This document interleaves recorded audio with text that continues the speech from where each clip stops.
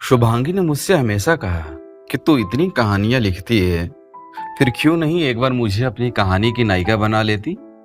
क्यों मेरी कहानी लिखने से डरती है? हाँ, पता नहीं तू भी अपनी प्रिय सहेली के भावनाओं के साथ न्याय कर पाती है या नहीं। मैं हंसकर कहती, तुम्हारी भावनाएं, तुम्हारी जीवन की घटनाएं क्या छोटी सी कहानी में समा सकती हैं? अरे उसके लिए तो उपन्यास का एक विराट फलक चाहिए। शुभ धीरे से मुस्कुराती और कहती, जानती हूं तू मेरी कहानी लिखेगी जरूर, पर शायद तेरी कहानी पढ़ने को मैं ना हूं। मैंने झट से उसका मुंह बंद कर दिया कि शुभ, तू ऐसा नहीं सोच। तुम हो तो मैं हूं, तुम नहीं रही तो क्या कोई कहानी, क्या कोई घटना मैं कभी लिख पाऊंगी? चलो, तुम अपने जीवन की एक ऐसी घटना बताओ जो तुम मरते वक्त भी तुम्हारी आंखों के सामने से ओझल ना हो। शुभ के चेहरे पर एक मुस्कान की एक स्निग्ध की रेखा खिंच गई और आंखें जैसे सुदूर अतीत में चली गई। शुभ वहां थी और नहीं भी। मैं एकटक उसके मासूम चेहरे को देखे जा रही थी। ईश्वर ने उसे जो रूप दिया था उसे परिभाषित करना मेरे बस की बात नहीं। वो अपूर्व सुंदरी नहीं थी, लेकिन उसके चेहरे पर एक मासूमियत, एक पवित्रता झलकती थी जो उसे भीड़ से अलग कर देती थी।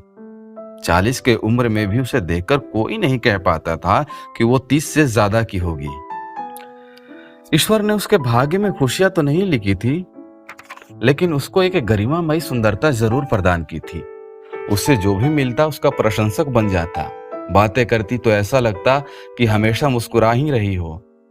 इतनी पारदर्शी, इतनी निश्चल कि सच्चाई उसके चेहरे पर झलकती। सच्चाई और ईमानदारी उसके जीवन का मूल आधार थे।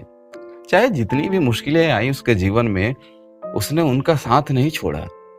शुभ सुधीर के अतीत में कहीं गलियों में चली गई थी।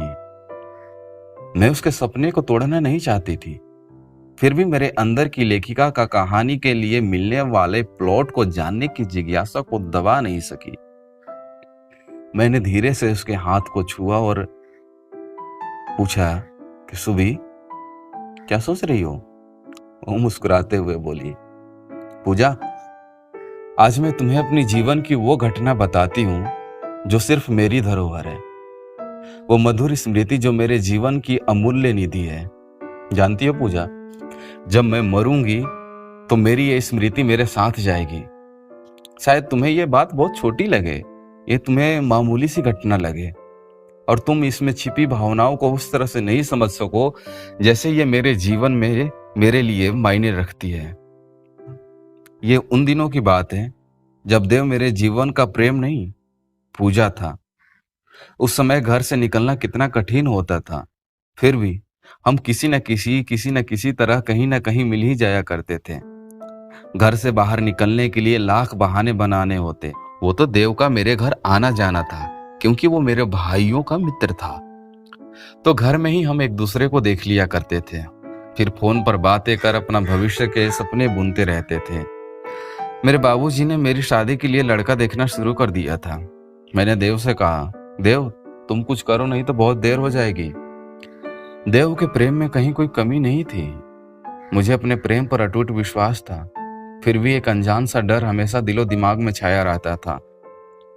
एक दिन मैं बैठी देव की यादों में खोई अनावश्यक सी धर्म युग के पन्ने पलटते जा रही थी कि अचानक फोन की घंटी बजी। शाम के 6 बज रहे थे।